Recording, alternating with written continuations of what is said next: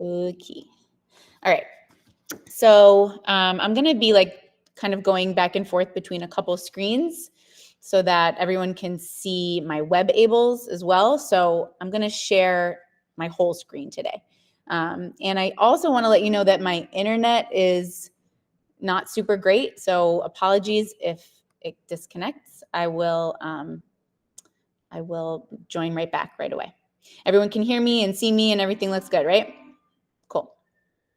All right, so let's talk about Ablls. I think a lot of people on this meeting have already done the Ablls assessment, so this can be a refresher to you, but if you haven't, I think it's going to be pretty comprehensive because it's quite a big assessment. So you can't really go into it blindly. There is a lot to learn. So what is the Ablls assessment? It's an assessment of basic language learning skills. That's what it stands for. It's a curriculum assessment and a skill tracking system, and it's designed to teach language skills to students with disabilities to catch up to typical peers. And according to the data, it shows that a typically developing 4-year-old should have all of these language-based skills. So that's the reason our kids are in our classroom, is because they need to be taught a lot of these skills that a typically developing 4-year-old has. And it's split up into sections. So basic learner skills is A through P, academic skills Q through T, self-help skills U through X, and motor skills Y through Z. And you're gonna be pulling your IEP goals from the basic learner skills portion of the assessment. So that's really like where the most important stuff is gonna be. The whole assessment is based on Skinner's verbal behavior, which is a PD on its own. We don't have enough time to go into verbal behavior fully, but I'm just going to give you a super short explanation of what it is. So behavior that is reinforced through the mediation of another person's behavior.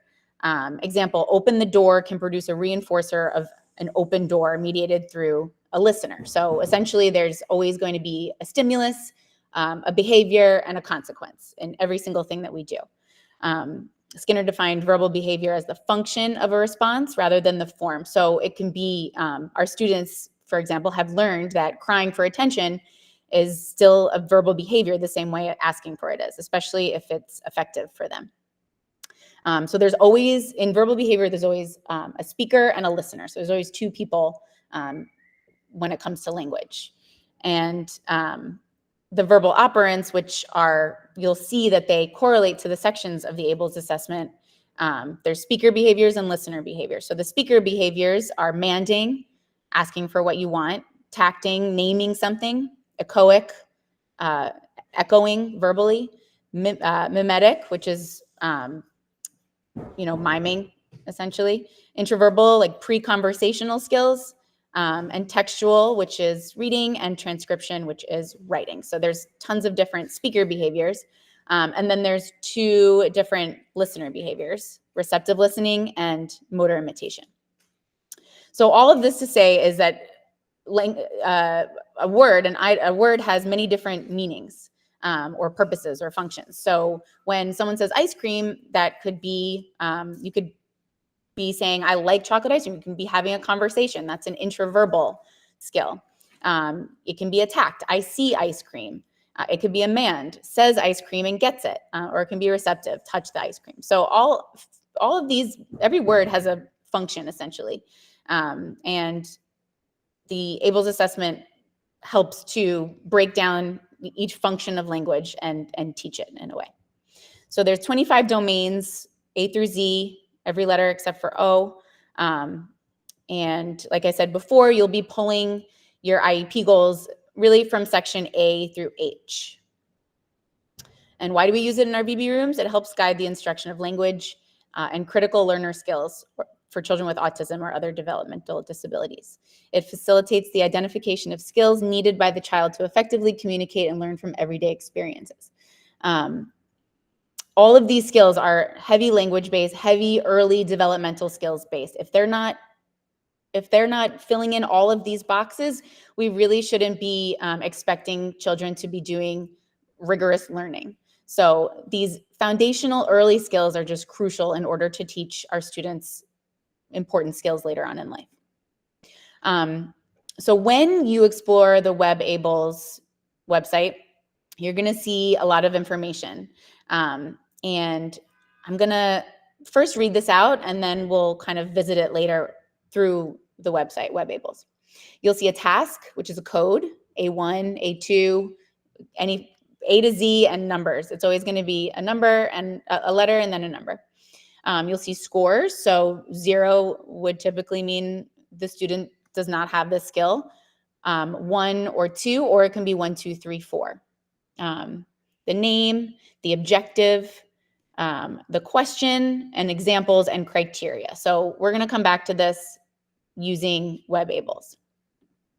And this all follows a sequence of learning. So you would start teaching these skills receptively, like touch the apple. And then once the student has receptive skills, you would eventually teach labeling, like what is it? Or which one do you eat? Or which one is a type of fruit? And then later you might teach intraverbal skills, pre-conversation skills. So you're not going to teach a student these intraverbal skills before the receptive language skills. We want to make sure that we start teaching receptive language skills early, because they're probably not going to be able to name something you eat if they can't receptively touch an apple in a field of 3. Okay, so that's all just like background stuff. This is really how to do the assessment, which is what we have to do right now. Before you assess, you're going to want to gather all your materials. So you need a supplemental binder, which hopefully everyone has, unless you have a kindergartner or a student that came from another school, or a student that moved from an 8 or a 12 to a 6. If you have a student that was in a 6 last year and should have the Ablls assessment done, and you don't have a paper copy of the supplemental binder, you should find it, or you should ask your administrators where it is. If you want to, you can contact me and I can gather names of whoever needs this stuff, but this already should exist for your students. Starting from scratch is a lot of work. So if someone's already done the foundational stuff, we want to start where they left off. The Ablls protocol book is not so important anymore, because all of this information is on Ablls. So don't worry so much about the protocol book.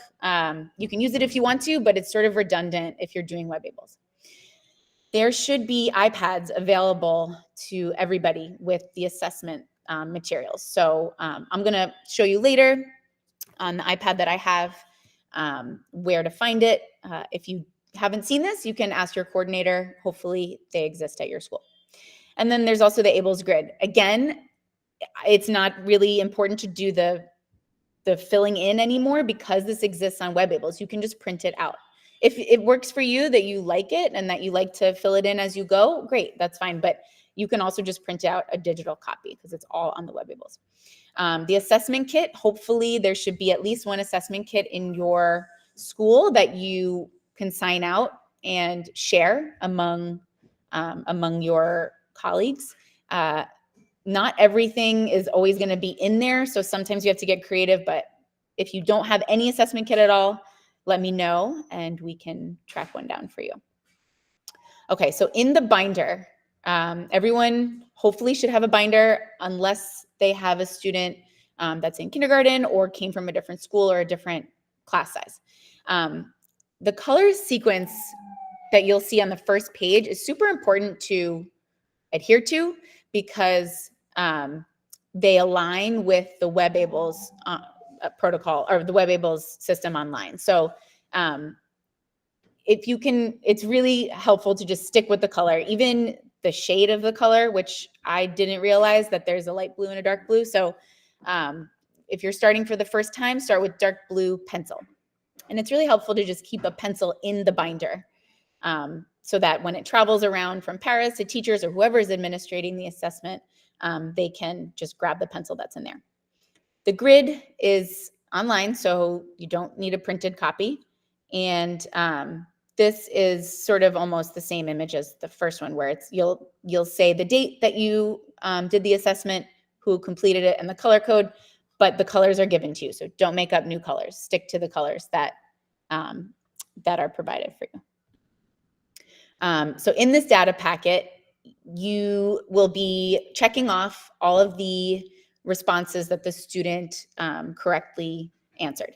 So if it's helpful to you, and it is to me, I like to put a 0 with a little X over it if we've tested it, but it was not correct. And do it light, because hopefully the next assessment that you do, you'll be doing a check right over it. When a student has this assessment with them for years and years and years, it's really messy. There's a lot of writing over it, but hopefully it's easy to decipher with all the specific color coding. If you think that a student knows an answer, but they're not answering it, it's okay to come back to that later on. Not right after, but it's okay to come back to it later on and ask them again.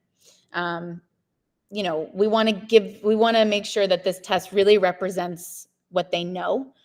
We don't want to give them any success if they don't have it, because that once you put this information in WebAbls, you can't undo it. If they have a skill, it stays there forever. So really make sure it's there, but also if you think they know something and they're just not testing well that day or in that moment, you can come back to it at another time. Okay, so signing into WebAbls. Hopefully everyone can do this. If you can't, maybe write in the chat or stay after, and we'll get a list going of who cannot log into WebAbls. Make sure you hit the New York City one. It might not look like this. It might look like a little bit different, but just make sure you log into the New York City one. I'm gonna log in and do my little password. Just a second.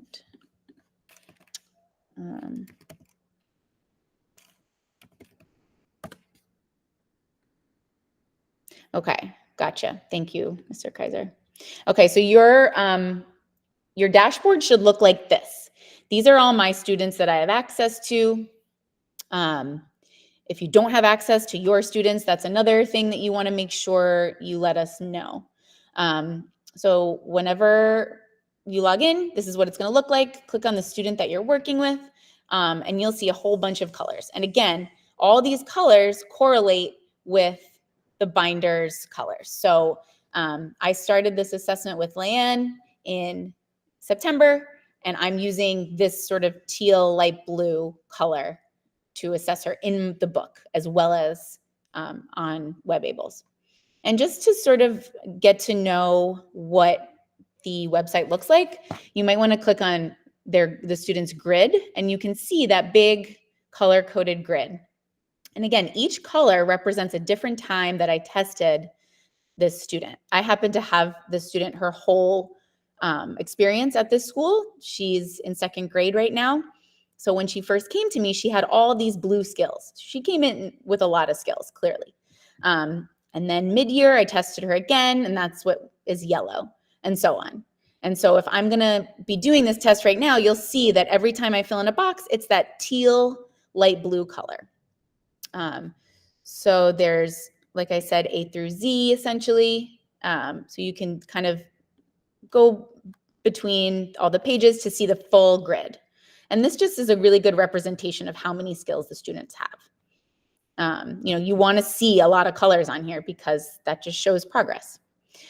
So I'm going to go back to dashboard and click LAN again. And other options are text or category. I think text is the best way to fill out your assessment because you see all of these, like every bit of information that's possibly available to you. And remember this slide that I said we'd get back to?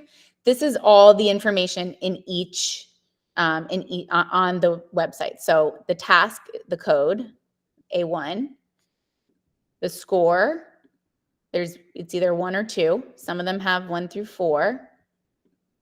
The name, takes reinforcer when offered. Objective, what it looks like. When offered a known reinforcing item or activity, LAN will take the item or activity. The question, when you hold out and offer a reinforcer, will LAN take it? Examples.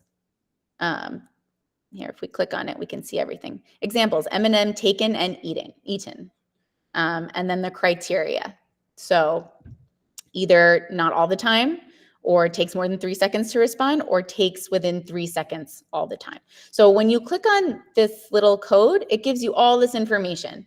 And that's how you really know exactly what you're expected to do, because the supplemental packet isn't always going to give you all this information. So what I like to do when I'm giving the assessment is I like to have both in front of me at the same time. It's also helpful because some teachers, maybe they made a mistake. Maybe they didn't fill out the supplemental packet correctly. So you don't want to test something that's already been tested. We don't have time for that. So I would keep this up, make sure the student does need to be tested, because you don't need to test something more than once if it's been tested and success happened years ago. You just want to do what they need. So keep both open at the same time. And a super, super helpful part of this box is the video, because sometimes the words can be confusing. So you can click on the video here and watch exactly what they want you to do.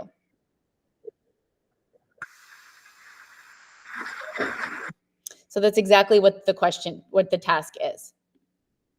When offered a known reinforcing item, the student will take it. If there's any question about it, hopefully there's a video. There isn't one for every single one, but most of them they have. And it's really helpful, especially if you're training your staff in this and you need them to administrate this assessment, but you don't have time to explain it because we don't ever have time to do anything. Just show them how to look at the videos and then they'll know exactly what to do. Okay, let's go back. All right, so when you are creating an assessment for the school year, let's go back to dashboard, click your student.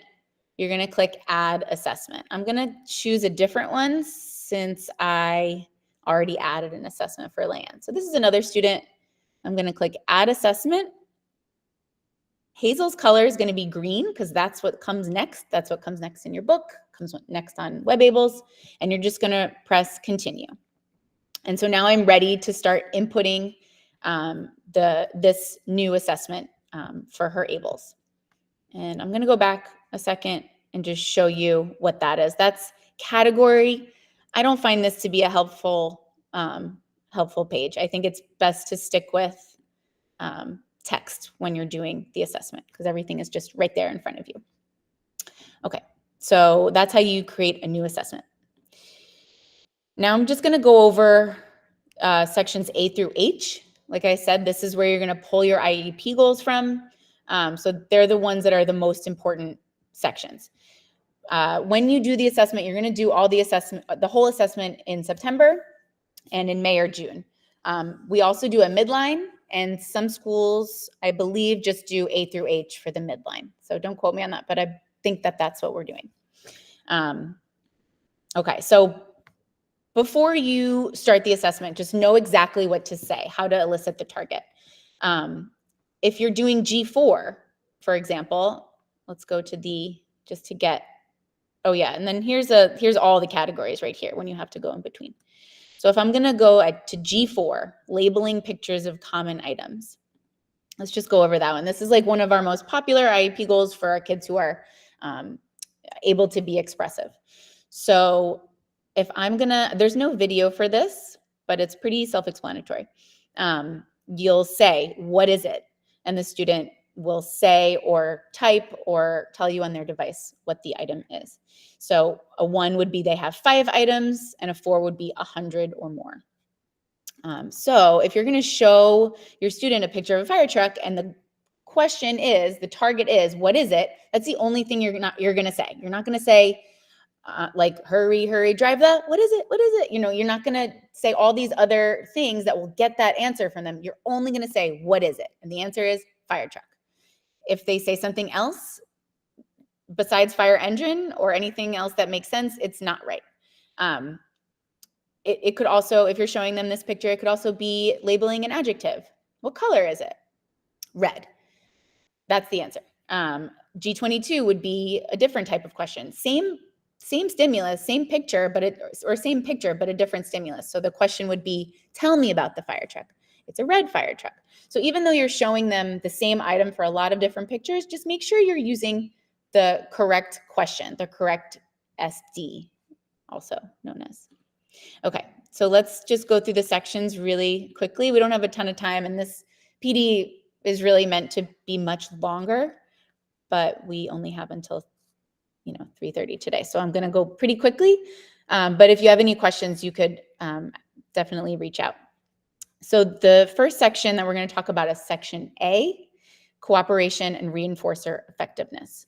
If a student does not have any skills in section A, there's really no way that you can test the rest of the assessment, because this is just how well they can sit appropriately, work with you, wait without touching any of the program material, and respond to the question. So if you're seeing that your section A is completely blank, that's where you're going to do a lot of your work. You really can't expect a child to answer any questions if you don't have this section covered.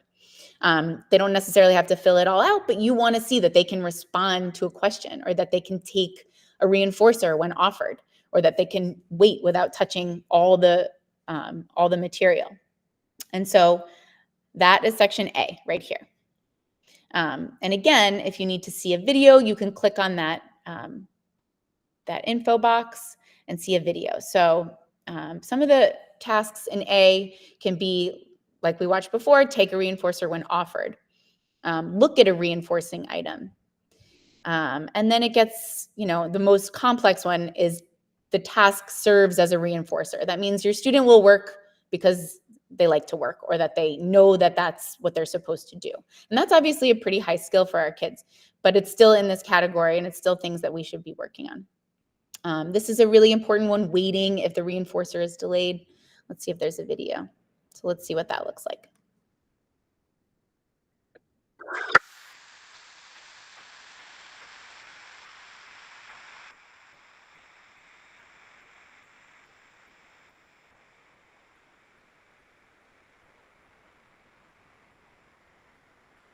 So when you watch that video, you see that she asked the child a simple motor imitation question, but she kind of like fumbled with the pack of Skittles for a while. So she took her time delivering the reinforcer.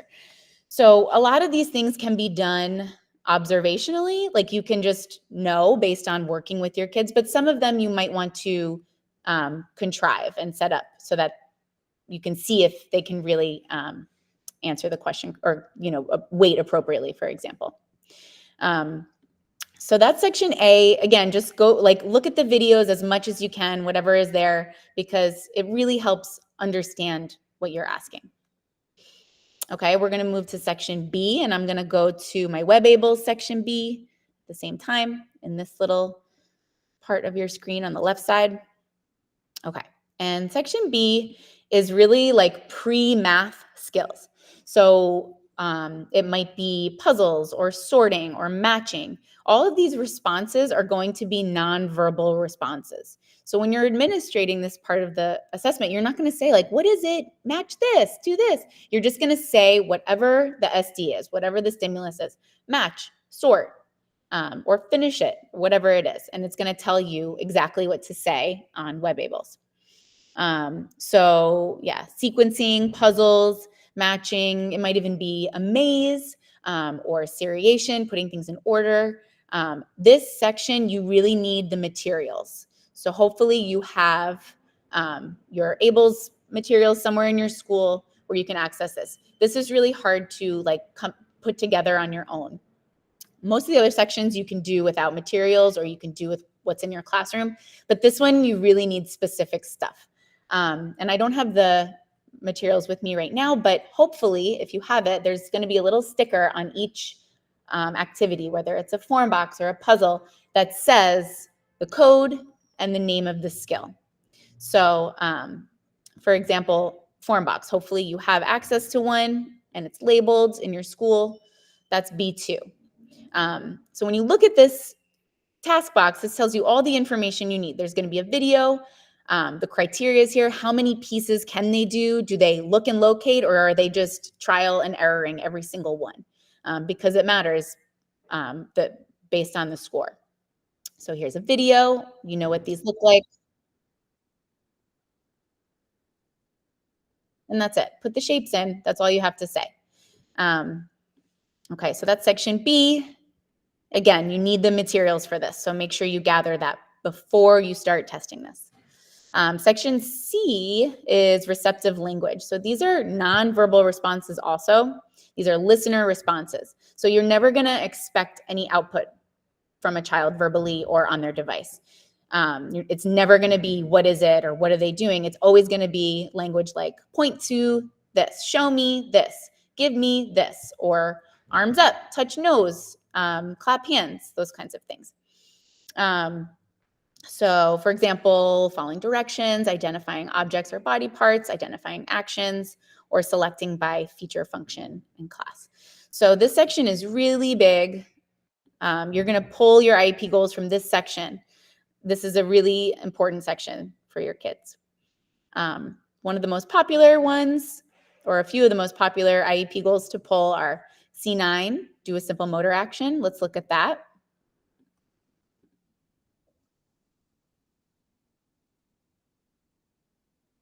So when you see your supplemental packet, all this stuff is going to be listed there, and you're just going to check off the ones they can do, and then later input it into WebAbls. Another heavy hitter is touching body parts, touch your nose, touch your eyes, touch your ears. And then C17 is also a very popular IEP goal. This is selecting images or pictures or picture cards, whatever you use, out of a field of 6 really is the mastery. If they can't do that, then you could take it down to 3. All of this will be on your iPads, hopefully. I'm just going to stop sharing my screen for a second so that you can see what that looks like. So hopefully your school has iPads to give out. And if you look in the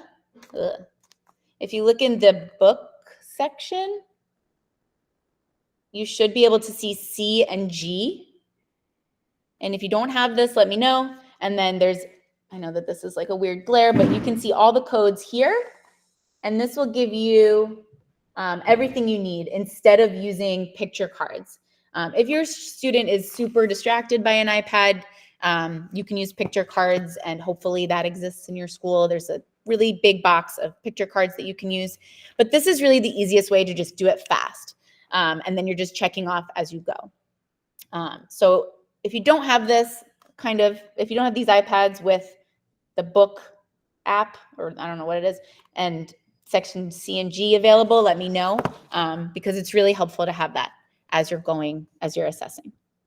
Okay, I'm gonna re-share my screen. Okay. So that is section C. And again, just be sure to use the correct language.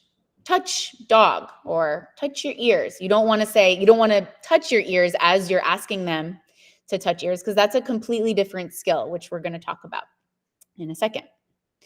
Section D, motor imitation. So let's go to section D on my WebAbls, motor imitation. This section you also need items for. In your supplemental packet, it'll say specific items. Usually we have all the items that are in that in the packet. So it'll say like put block on table or on piece of paper or scribble with pen. It's stuff that you should have in the classroom. If you don't have that, and if you have something else, it's fine, because it doesn't matter exactly what they're imitating as long as they are imitating. So you can cross off block and put bear, whatever, as long as they're doing this skill. So when you are testing section D, the language used is always going to be do this. You're never going to do the thing that you're asking them to imitate. So if I want to test do this and I'm touching my nose, I'm never going to say nose, do this, come on, nose, do this. I'm only going to say do this, because if I say nose, that's section C. That's receptive language. They're listening to the direction. But we want to make sure that we're testing the right thing. So it's really easy in your first year of Ablls testing to mix up section D and C. It's just eventually it's just going to be very natural and normal for you to do this. But in the beginning, just be very mindful of not saying the thing that you're doing when you're testing it. It's only motor movement that you're testing. It's not listening skills. So imitating actions with objects, gross motor like jumping or skipping, or fine motor like little things with their fingers. Yeah, do not say the action. It's a big thing that happens pretty much to everybody when they're first starting the assessment, is that they say the thing as they're doing it, but just say, do this. That's the only thing you're going to say with section D. And here's, if we go to these text boxes, we can see exactly what it is. So this one's a good one because it's not as obvious as D1, for example.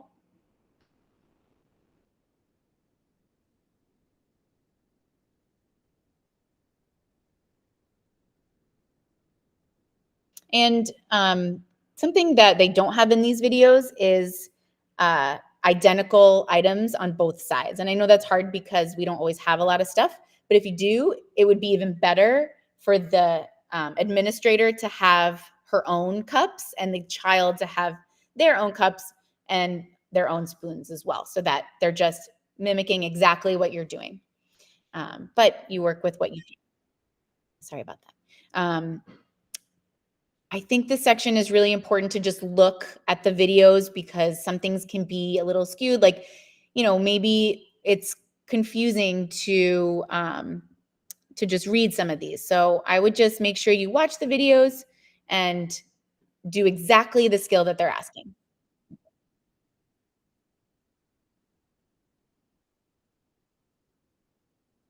So that's a sequence of actions. There's another one that's similar, that they're doing it exactly at the same time as you. So just make sure you watch the video before you ask them, because it's just makes it super clear and obvious what you're doing.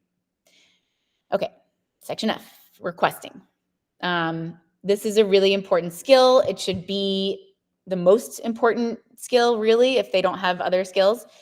Your student should be requesting before they do anything else. If they're not able to request, they're really not going to be able to label items. They're really not going to be able to ever use their iPads or speak effectively because they don't know how to use it. So when you do section F, and vocal imitation is essentially the same thing as D, but it's just vocal. So we're skipping that. Okay, section F. You might want to talk to your speech therapist while you're doing this, or see if they can help you, because they might know your student better than you do. But really, if you're a teacher in a 611, you should essentially be a speech therapist too. And I know that that's asking a lot, but communication is the most important thing. So this section you should really become familiar with, and ask your speech therapist if you have any questions about communication. But they don't have this assessment. They have their own assessment, so they don't have to help you with this. But you can ask and see if they have any input, because this is what they're doing in their sessions. So the skills assessed are, requesting when items are not present, or using adjectives, or requesting information. So it can be as simple as indicating, does the student indicate what they want? Not even like effectively communicating. They could just pull or point. Or are they requesting with eye contact, or even further down, request stopping an activity, request using adjectives. I want the blue one. I want the red one. I want the big one. So requesting is really super important. If your child does not have F6, that should be a huge focal point your year. And just as a side note, you should be offering, or at least giving your child at least 100 or 150 opportunities for requesting or manding a day. So that's how important this is. Okay, section G, labeling. Labeling is also a really important section, because it's where you're getting a lot of output from your students. So there's always going to be a verbal or device response in this section. So you're going to ask them questions like, what is it? What do you see? What are they doing?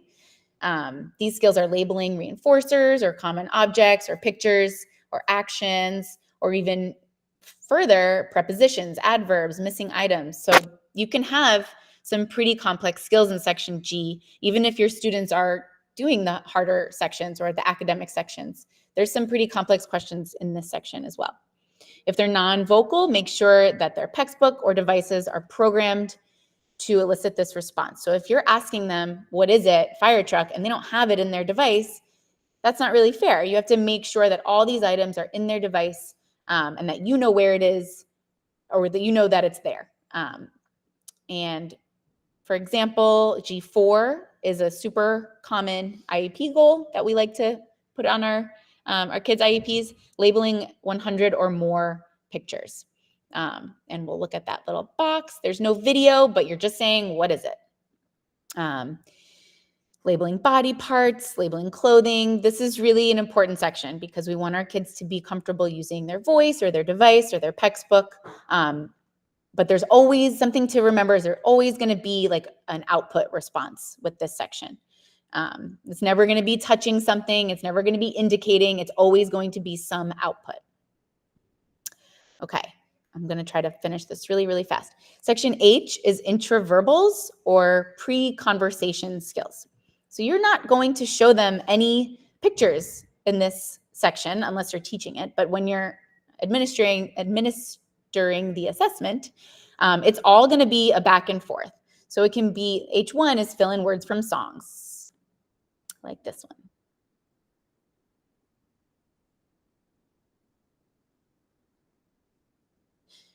And then it gets more complex, like what's your name? What's your address? Where do you live? Who's your teacher? What's your mom's name? So it's always going to be this conversation, this sort of back and forth, because we want to teach our students to be able to have a conversation.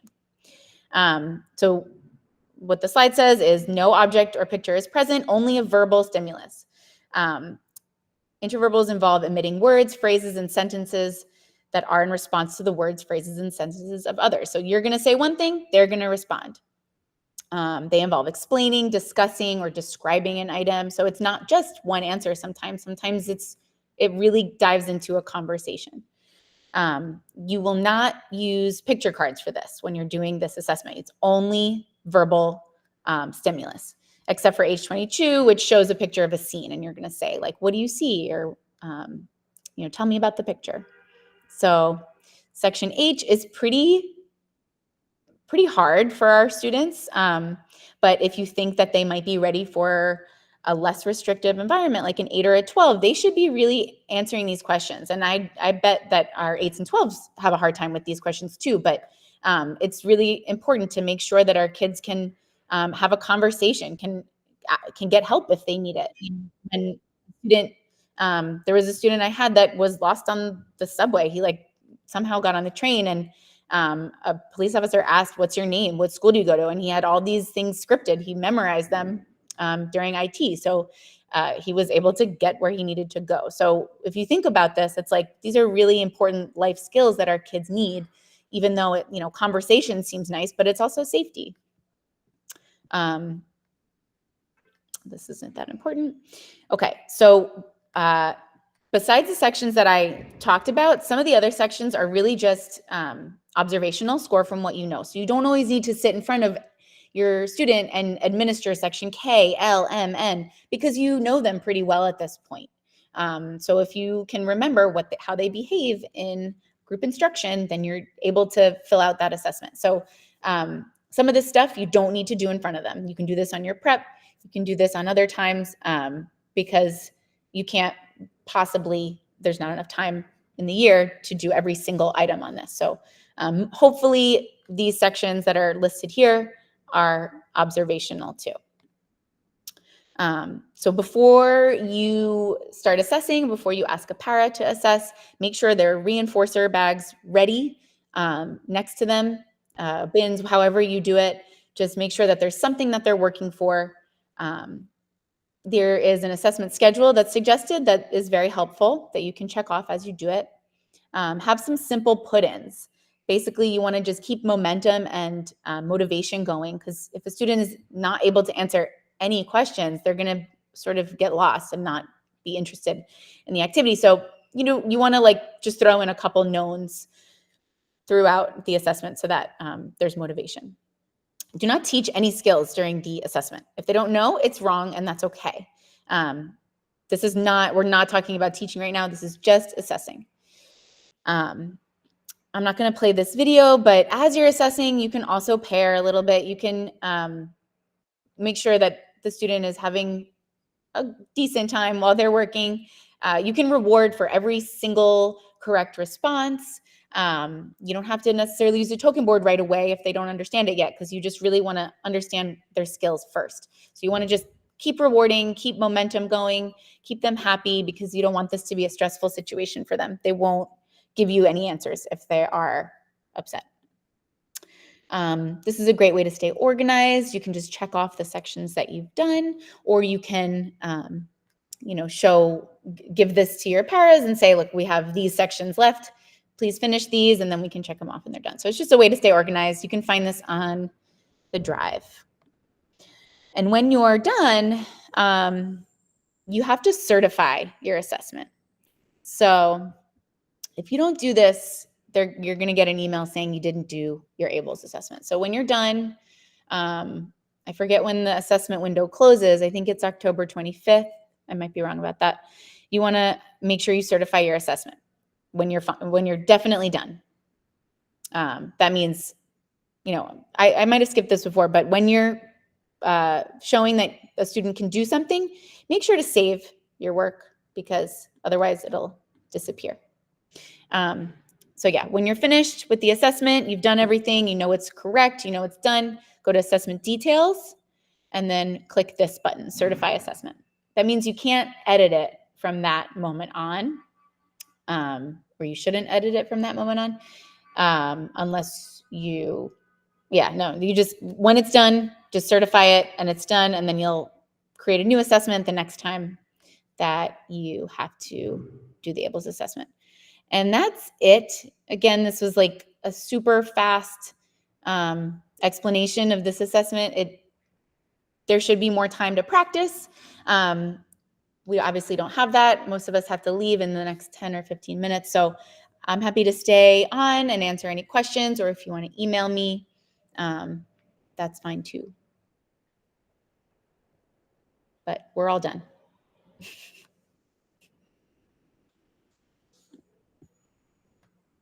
No questions? Okay, cool. Oh,